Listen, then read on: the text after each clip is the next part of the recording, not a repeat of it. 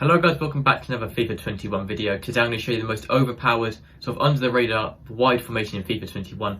That's why I've titled this video, because the 3-5-2 formation, you can see it's already set up on the screen. So 3-5-2 formation.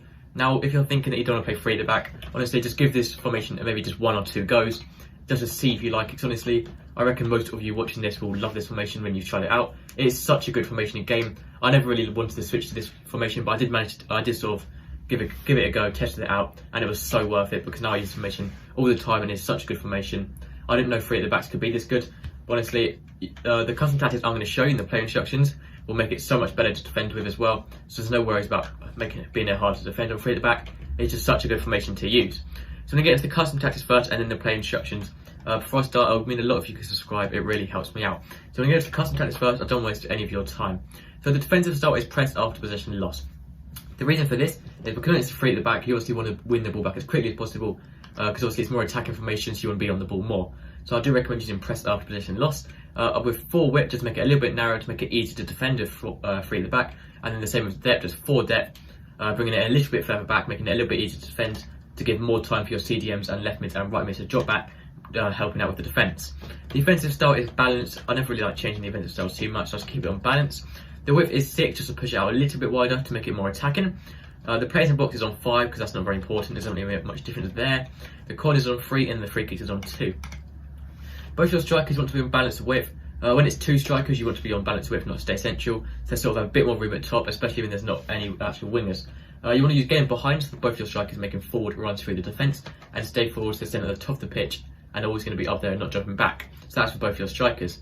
For your cam, you want to stay forward, so they're helping out with the strikers, sort of like an extra man, and you also want to get into the box for a cross. So your cam is making running runs, sort of just runs into the box really. It's really useful to score goals there. Sort of like an extra striker or an extra attacker.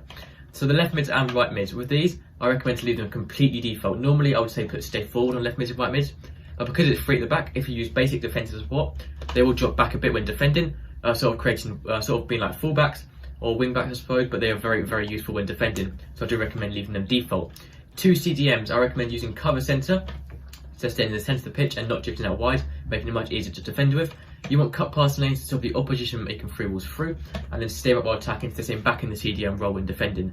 So what this will do, so when defending, you always have the 3 centre backs, and then either your left mid and right mid will drop back into fullback positions, creating 5 at the back, or they will stay up, and either the CDMs will drop back, making it 5 at the back as well. So sometimes your CDMs will drop back, sometimes your left mids and right mids will drop back. It doesn't really matter either way, but you just want that sort of prepared, so both of those are good for that. So everything default on your left mids and right mids, so they can drop back. And then this for your CDM, you want cut passing lanes, stay back while attacking, and cover centre on both your CDMs. Centre backs, leave those default, and for your goalkeeper, use comes to crosses and sweeper keeper. And that is all the custom tactics and play instructions. I do recommend you try this formation out. Honestly, it's just so good in game. But that is everything for this video. If you have any questions, let me know in the comments. I'll reply as quickly as possible. That's it for this video. Thank you for watching. Make sure to subscribe, and I'll see you next time. Goodbye.